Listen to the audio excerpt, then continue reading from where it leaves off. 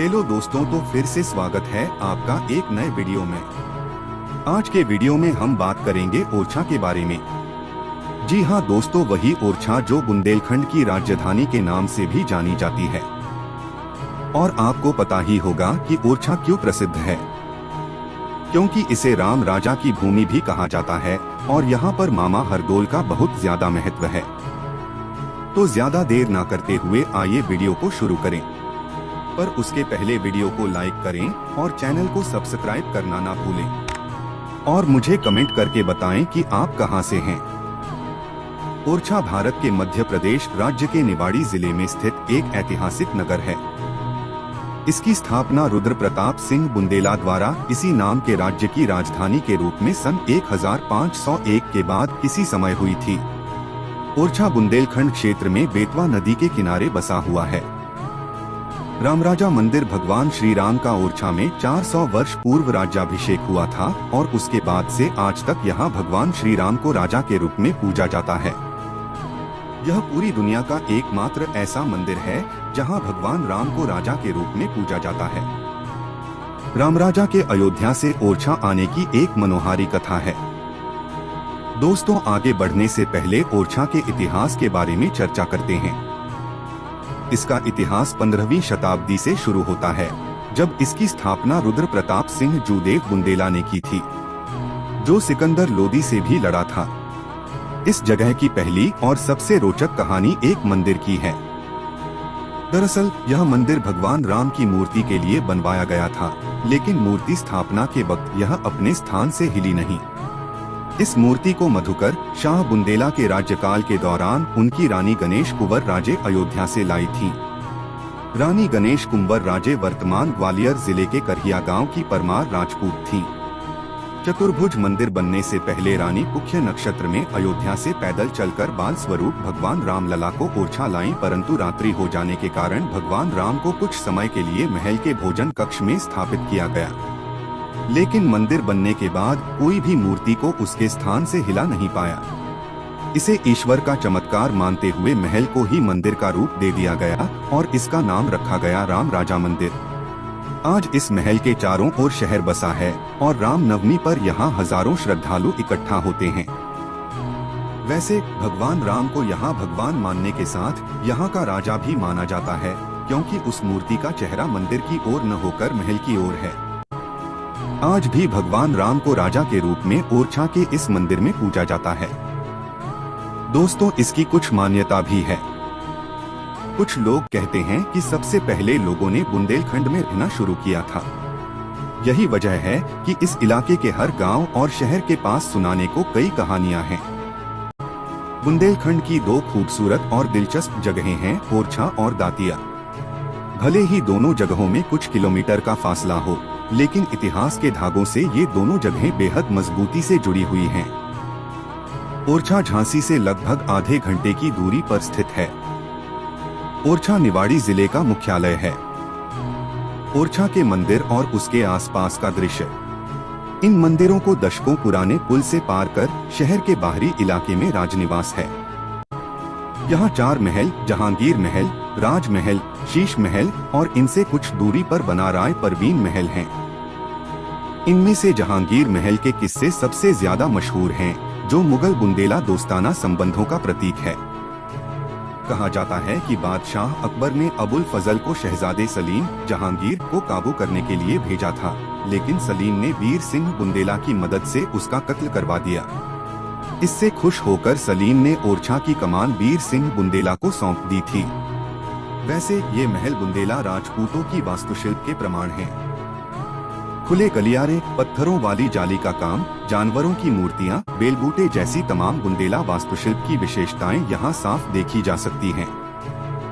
अब बेहद शांत दिखने वाले ये महल अपने जमाने में ऐसे नहीं थे। यहाँ रोजाना होने वाली नई हलचल से उपजी कहानियाँ आज भी लोगों की जुबान पर हैं। इन्हीं में से एक है हरदौल बुंदेला की कहानी, जो जुझार सिंह बुंदेला के राज्यकाल की है। दरअसल मुगल जासूसों की साजिश भरी कथाओं के कारण इस राजा को शक हो गया था कि उसकी रानी से उसके भाई हरदौल बुंदेला के साथ संबंध हैं। लिहाजा उसने रानी से हरदौल बुंदेला को जहर देने को कहा।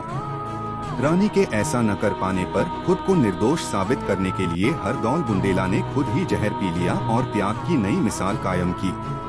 बुंदेला क्षत्रियों का राजकाल 1783 में खत्म होने के साथ ही ओरछा भी गुमनामी के घने जंगलों में खो गया और फिर यह स्वतंत्रता संग्राम के समय सुर्खियों में आया। दरअसल स्वतंत्रता सेनानी चंद्रशेखर आजाद यहाँ के एक गांव में आकर छिपे थे। आज उनके ठहरने की जगह पर एक स्मृति चिन्ह भी बना।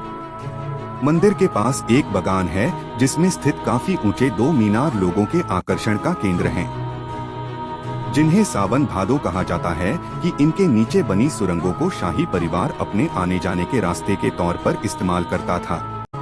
इन स्तंभों के बारे में एक किंवदंती प्रचलित है कि वर्षा ऋतु में हिंदू कैलेंडर के अनुसार सावन के महीने के खत्म होने और भादो मास के शुभारंभ के समय ये दोनों स्तंभ आपस में जुड़ जाते थे। हालांकि इसके बारे में पुख्ता सबूत नहीं है। इन मीनारों के नीचे जाने के रास्ते बंद कर दिए गए हैं एवं अनुसंधान का कोई रास्ता नहीं है। ओरछा के आकर्षण केंद्र बिंदु। वैसे तो ओरछा के आकर्षण के काफी सारे केंद्र बिंदु है, परंतु इनमें से राजाराम मंदिर मुख्य है। तो आइए इनके बारे में भी चर्चा करते हैं। जहांगीर महल। बुंदेला राजपूतों और मुगल शासक जहांगीर की दोस्ती की यह निशानी ओरछा का मुख्य आकर्षण है। महल के प्रवेश द्वार पर 2 झुके हुए हाथी बने हुए हैं। 3 मंजिला यह महल जहांगीर के स्वागत में राजा बीरसिंह जुदेव बुंदेला ने बनवाया था। वास्तुकारी की दृष्टि से यह अपने जमाने का उत्कृष्ट उदाहरण है। राजमहल। यह महल ओरछा के सबसे प्राचीन स्मारकों में एक है। इसका निर्माण मधुकर शाह बुंदेला ने 17वीं शताब्दी में करवाया था। राजा वीरसिंह जुदेव बुंदेला उन्हीं के उत्तराधिकारी थे। यह महल छतरियों और बेहतरीन आंतरिक भित्तिचित्रों के लिए प्रसिद्ध है।